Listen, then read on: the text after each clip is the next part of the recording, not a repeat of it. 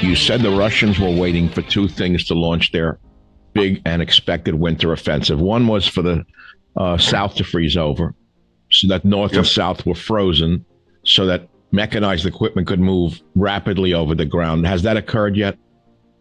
Yes. So when do you estimate the Russian winter offensive will begin?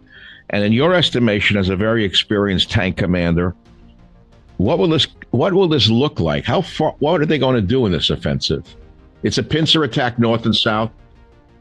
Well, first of all, I think it is now sufficiently hardened in the South to support the traffic. And I rather expect that the storm will break sometime between the 21st of January and the 6th or 7th of February. Why in such a short window? Well, I think that you have almost no illumination as of 21 January. It's a new moon, so there's practically zero illumination. Jeez. Attacking forces usually like to attack when there is no illumination because that favors them and it makes it tougher on the defenders. A new moon when? No illumination on 21 January. No illumination. Yeah. It's a new moon, so there's nothing out there. And as you move toward 6, 7 February, you get increasing illumination. Amazing. But for your breakthrough attack, if you will, your initial assault, you have the cover of darkness. And even though we have thermal imagery sites and we are providing the Ukrainians with detailed assessments and information from our satellite-based intelligence, surveillance, and reconnaissance platforms, nevertheless, it's going to be difficult. And I think we'll know when the offensives are beginning, when two things happen. I think you're going to see jamming of our GPS satellites. I was going to ask that.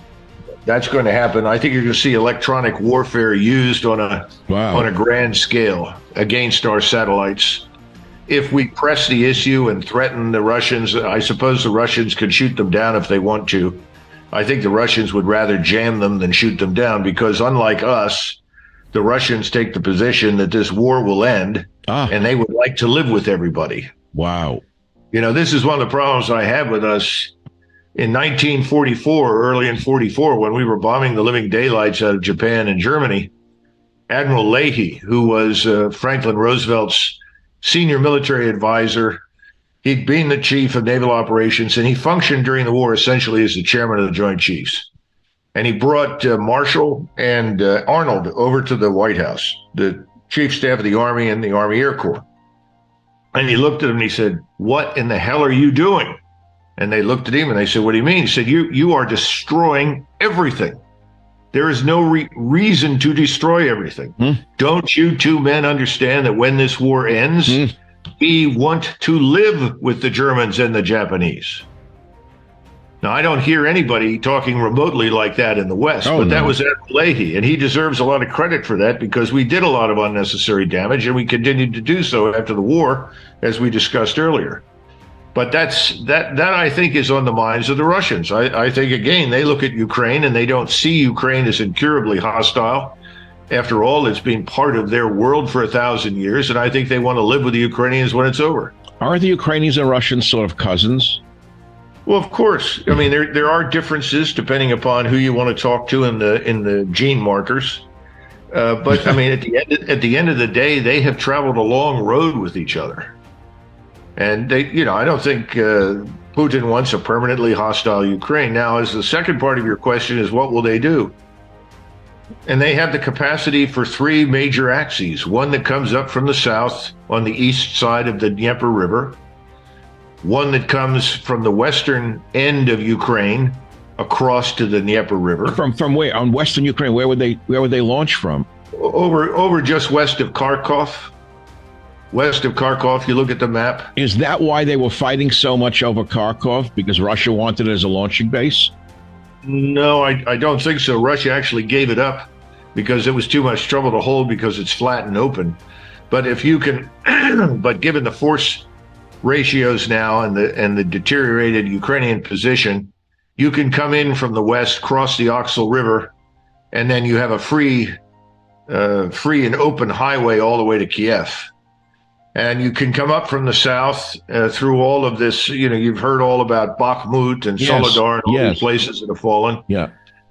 That's another avenue of approach effectively opening up, and through Zaporozhye.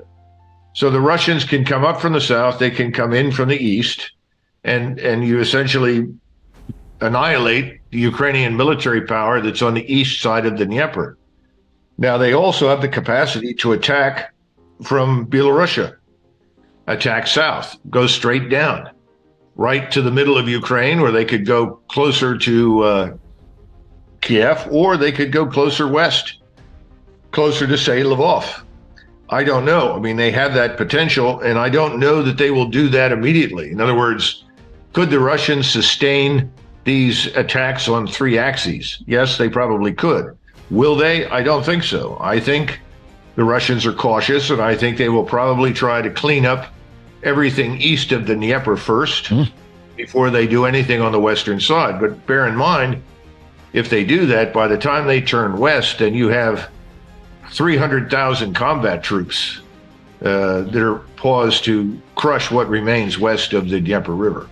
The city of Bakhmut that you just mentioned, center of fighting in recent weeks, who's in charge? Because Zelensky had the nerve to lie, I think, yesterday or the day before, and say they're still fighting there, and the Russians haven't taken it. Do you know what the truth is? Oh, yes, it's in Russian hands. The Ukrainians have lied repeatedly all through this business from the very beginning. I mean, this whole notion of you just give us a few more tanks and guns and we can win. Again, it's back to what we were talking about earlier. What are the fundamentals? And the fundamentals are bad. You don't train people overnight to do lots of complex things.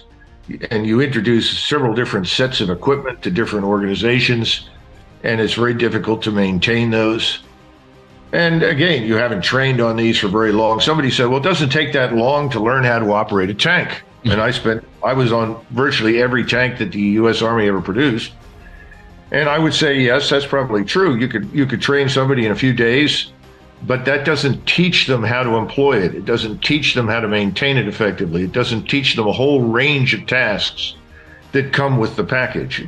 And that's the problem. It's back to the ADA, the air defense business. How much can you reasonably accomplish? And again, that goes back to something else that you brought up, excuse me, which is, are we going to send Western, quote unquote, contractors or Western soldiers to operate some of these things? Because the Ukrainians simply can't pick it up that quickly.